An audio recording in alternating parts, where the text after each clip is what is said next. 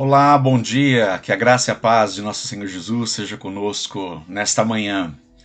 Estamos ainda desenvolvendo nos nossos estudos devocionais com base no livro de Juízes e chegamos à parte final do livro, faltando ainda 5 capítulos, dos capítulos 17 a 21, mas esses capítulos finais é uma segunda parte na qual vemos o povo de Israel nos dias dos juízes afundando-se na sua parte mais crítica do pecado, do abandono ao Senhor, entregando-se aos desejos do seu coração, pecaminosidade, rejeição ao Altíssimo, em que este livro de Juízes vem sendo construído, ou no caso, foi construído porque já nos está escrito, de forma inteligente, apontando um declínio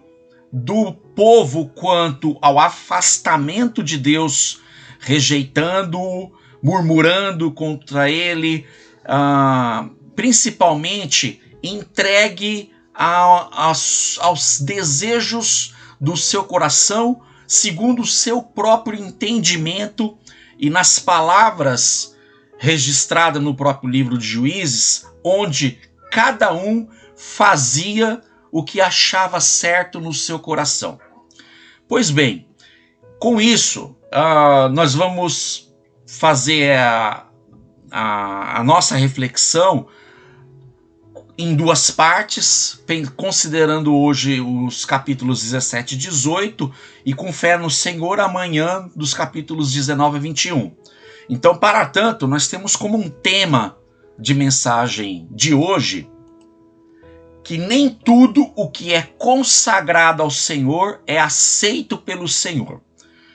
Vimos que desde o início do livro que o povo ele se entregava às suas paixões pecaminosas numa espécie de uma espiral, de um círculo espiral descendente. Descendente porque a cada vez que completava um ciclo, retornava nas mesmas ações, só que afundando, como se fosse descendo uma escadaria no fundo do poço, de uma forma circular, afundando, descendo e afundando. Nesse círculo, em ações repetitivas, nós vimos que o povo, por conta do seu pecado contra Deus, Deus os permitia que outras nações, outros povos exercessem domínio sobre eles, subjugando-os, de forma a conduzi-los ao arrependimento sincero e verdadeiro, buscando a Deus novamente, e sempre que o buscava, Deus ouvia o seu clamor, levantava um juiz, um libertador, que numa batalha ou batalhas enfrentava os opressores e vencia-os. E com isso o povo novamente desfrutava de paz. Só que à medida que, chegando nesse momento de paz, caindo numa zona de conforto, o povo voltava novamente a pecar e voltava aquele ciclo, só que com ações mais degradantes, né? E com isso, à medida que essas ações se repetiam, o arrependimento não mais acontecia, consequentemente aquela paz prometida, condicionada à lei, ela não era mais desfrutada, e assim Deus também não levantava um libertador para dar o livramento da opressão, permanecendo então o povo na opressão dos seus pecados, ocasionada por seus pecados, ainda que houvesse outros juízes. Isso aconteceu até o tempo da monarquia. Dali em diante, o povo não mais teve livramento da opressão ocasionada por outras nações, predominando a sujeição do povo de Israel sob o domínio dos filisteus, né? Então nós vimos que, embora Sansão tivesse destruído muitos filisteus dentro do templo de Dagon, ainda assim os filisteus se reergueram, voltaram novamente a ter domínio sobre Israel. E aqui podemos perceber que o povo estava imerso, mas no fundo mesmo dos seus pecados, entregue aos seus prazeres, os seus desejos, prazeres pecaminosos, porque nem todo prazer, forma de prazer, ela é pecaminosa. Podemos ter muitas alegrias na vida, prazeres na vida, com contentamento diante de Deus. Mas aqui estamos falando de um povo entregue e afastado de Deus, imerso mesmo em seus pecados. Vamos nos concentrar então no capítulo 17 e 18, mas com enfoque na nossa leitura do capítulo 17, por conta do nosso tema, que nem tudo que é consagrado ao Senhor é aceito pelo Senhor. Vamos ler então. Antes disso, é interessante só fazer mais uma abordagem introdutória de que essa última parte dos capítulos 17 a 21 de Juízes, o autor ele traz uma proposta enfática, ou seja, a relevância que ele quer trazer aos nossos olhos é que o declínio que o povo chegou nessa atual situação foi por conta que naqueles dias ainda não havia rei em Israel. Cada um fazia o que parecia reto aos seus olhos. Era cada um por si. Cada um se achava a cereja do bolo, a última bolacha do pacote.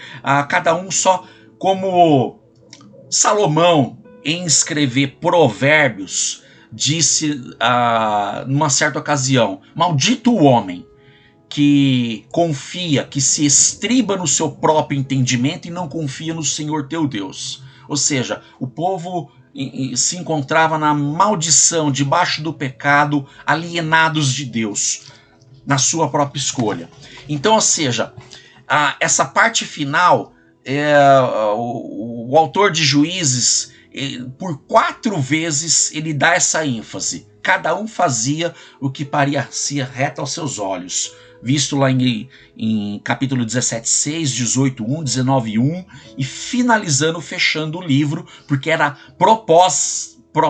proposital a ênfase sobre cada um fazer o que parecia reto aos seus olhos. Mas vamos nos concentrar em 17, capítulo 17, fazendo a leitura do texto. Acompanhe comigo. Havia um homem chamado Mica, ou Miqueias em algumas versões, dos montes de Efraim, e disse certa vez à sua mãe: os 13 quilos de prata que lhe foram roubados, pelos quais eu a ouvi pronunciar maldição, na verdade, a prata está comigo, eu a peguei. Disse-lhe sua mãe: o Senhor abençoe, meu filho. Quando ele devolveu os 13 quilos de prata à mãe, ela disse: consagro solenemente a minha prata ao Senhor, para que o meu filho faça uma imagem esculpida em um ídolo de metal. Eu a devolvo a você, a mãe falando para o filho. Mas ele devolveu a prata à sua mãe e ela separou 2 quilos e 400 gramas e os deu a um ourives, que deles fez a imagem e o ídolo, e estes foram postos na casa de Mica. Voltando aqui, veja, aqui já contando uma situação particular de uma família em que filho lesava a mãe, né, e só porque ouviu delas desbravamento, xingamento, murmuração, reclamando quem foi que roubou minha prata, e depois disso o filho entrega. Veja, assim, já vimos um declínio no contexto familiar, mas por conta disso o filho acabou dizendo para a mãe que estava com ele o dinheiro que ela estava procurando, tal, e aí ela,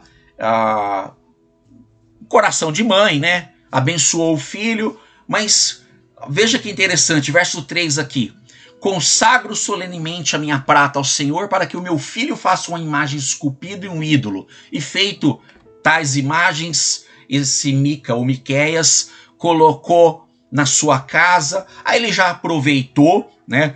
Leia capítulo 17 e 18. Ele aproveitou, fez lá uma parafernália sacerdotal, uma veste de um sacerdote, né? E um altar na casa dele. Quando de repente apareceu lá no vilarejo e necessariamente na sua casa um levita, e levita era o povo levita, a tribo de Levi era incumbida pela lei de Moisés para cuidar das tarefas atreladas ao tabernáculo, mas o sacerdócio, aquela ministração, a representação do povo diante de Deus e de Deus diante do povo, era feita unicamente pela casa e descendência de Arão, o irmão de Moisés. Então não era qualquer levita, mas o levita da casa de Arão. Esse é que tinha autoridade pela lei mosaica, pela lei do Senhor, para exercer o ofício do sacerdócio. Mas esse Mica, puxa, levita, alguém que incumbido da casa do Senhor, do tabernáculo do Senhor, eu tenho um levita agora na minha casa. E constituiu então o primeiro culto sincrético, com sincretismo do judaísmo na casa de Miqueias, na casa de Mica. Veja que o declínio já começou, cada um fazendo o que aprazia aos seus próprios olhos, o tipo de culto que entendia correto segundo o seu próprio entendimento e não observando a lei do Senhor. Pergunto, alguma coisa muito diferente do que é os nossos dias?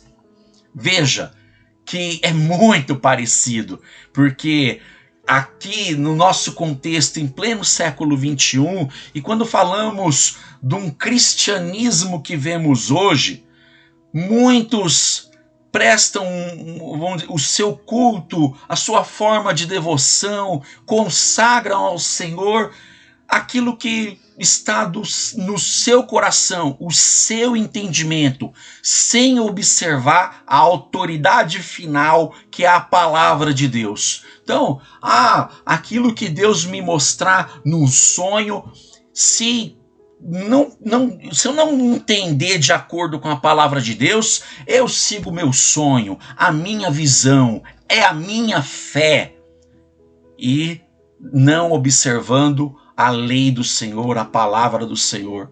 Nós vemos hoje em dia um sincretismo religioso, lamentavelmente triste, um cristianismo tão misturado, em que as pessoas assim tão divididas, mas dividida porque cada um pensa do seu jeito.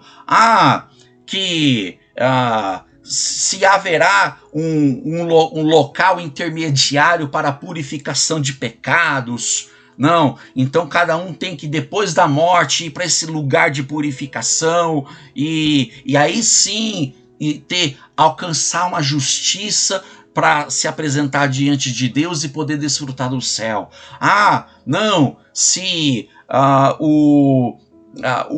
aquele reino vindouro, se ele vai acontecer antes da tribulação, no meio da tribulação, após a tribulação, ou pensa num caso pior, que nem envolvendo interpretações doutrinárias, sincretismo mesmo, trazer para o cristianismo elementos do paganismo, como a unção dos 318, o batismo só é válido se for lá mergulhado lá no Rio Jordão, a oração com o copo d'água em cima da televisão. Agora não dá, né? Porque a gente tem televisões aí de LED, tela fina, tem que ser do ladinho, né?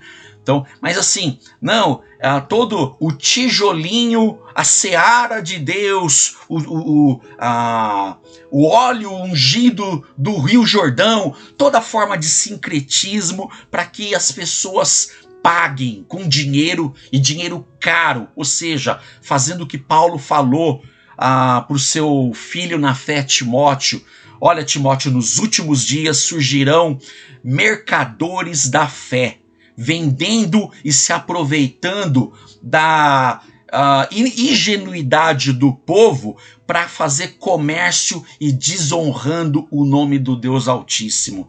Vivemos dias lamentáveis, que não é muito diferente dos dias de Miqueias, Mica, naquele contexto em que o povo estava afundado no pecado. Meu querido e minha querida, para dar liberdade de tudo isso, liberdade no sentido, aquele livramento do Senhor, para nos livrarmos de toda doutrina falsa, ensinamento corrompido, temos que nos apropriar da palavra de Deus, respeitando o seu sentido como foi dado pelo Espírito Santo, movendo aqueles autores originais. E quando vamos fazer a nossa leitura do texto, respeitar a cultura como ela foi dada no passado e aplicando de uma forma contextualizada, mas procurando saber do Espírito qual era a intenção do Espírito quando escreveu o texto em aplicar para aquele povo, e respeitar a mesma aplicação, e é possível, e a gente aplica para aqui agora, como estou falando, a imersão desastrosa quanto ao culto na época acontece ainda hoje por interesses escusos. Quais são esses interesses? Não é se submeter ao espírito da palavra, mas ao espírito da carne, ao espírito da pessoa, que tem o seu interesse, seja dinheiro, seja poder, seja domínio sobre as mentes das pessoas. E só há um jeito de escapar de tudo isso: é se sujeitar à palavra do Senhor como ela é chegar-se para a palavra em oração. Pai, do jeito que está escrito, o que o Senhor quer me ensinar, mas do mesmo jeito que o Senhor falou para os primeiros leitores, fala comigo hoje, fala com o teu povo hoje, com a tua igreja, fala com toda a sociedade acerca qual é essa boa notícia que tem nas Escrituras pela qual o Senhor quer falar o seu povo. Fala comigo e fala com o seu povo. E pelas Escrituras, respeitando a sua forma literária, se foi profecia, se foi narrativa, se foi poesia, se foi livros de sabedoria, respeitando a forma literária, respeitando a história, o contexto cultural e respeitando até mesmo a sua gramática.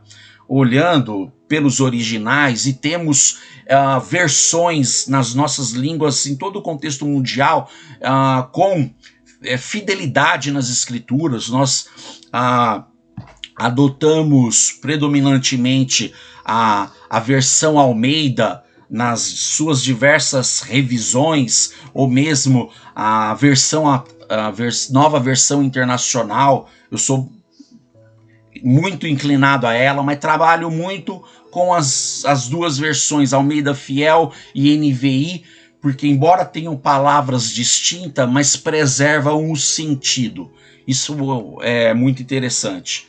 Mas quanto a esse sincretismo, meu querido e minha querida,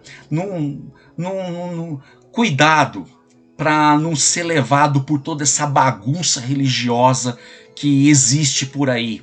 Se apegue à palavra do Senhor, como está aqui no rodapé, a nossa intenção: procure ser edificado, ter a sua vida edificada na palavra de Deus.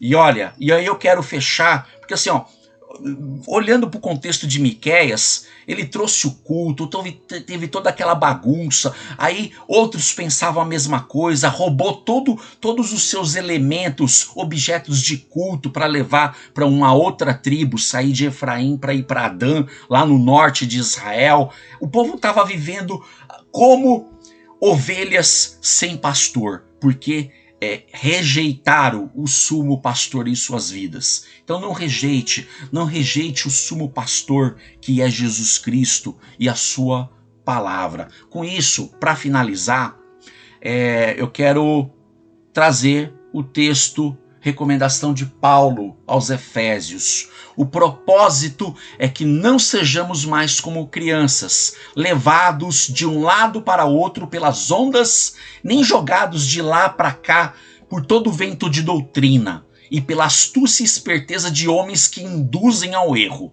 Antes, seguindo a verdade em amor, cresçamos em tudo naquele que é a cabeça, Cristo. O texto fala por si só, mas qual é a ênfase? E o capítulo todo aqui fala que Deus deu dons aos homens para usar esses dons para que alcance maturidade.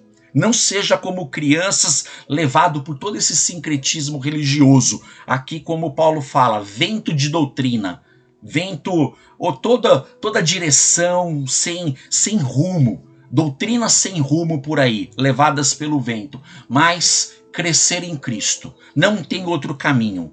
Ele é o caminho, a verdade e a vida. Ninguém vai ao Pai senão por Ele, e só nele é que podemos crescer. Então, quer distinguir aquilo que é doutrina do Senhor e aquilo que não é, que é oba-oba, desse arraial que até no contexto evangélico, desse arraial evangélico, se apegue na palavra, busque a palavra, e com isso eu tenho certeza, não tem como, é inevitável, é uma propensão. Buscando a palavra, você vai crescer, mas não crescer em si mesmo, você vai crescer em Cristo Jesus.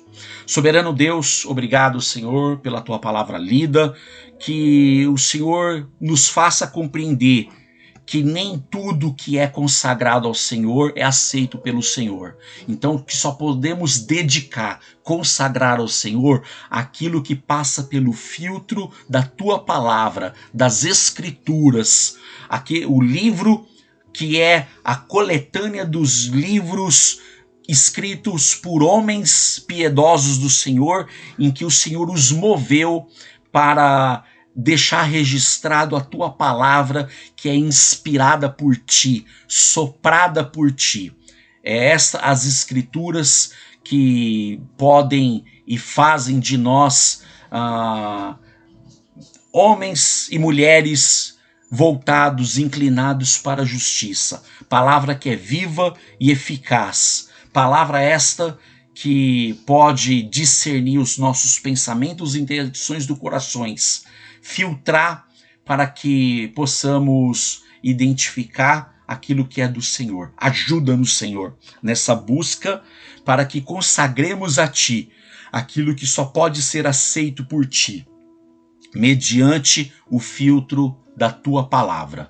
Que o Senhor seja exaltado em todo momento, em toda circunstância. E nos ajude, Pai, nos ajude por meio do Teu Espírito a discernir aquilo que é e aquilo que não é do Senhor. Aquilo que o Senhor aceita diante do Teu altar e aquilo que o Senhor rejeita.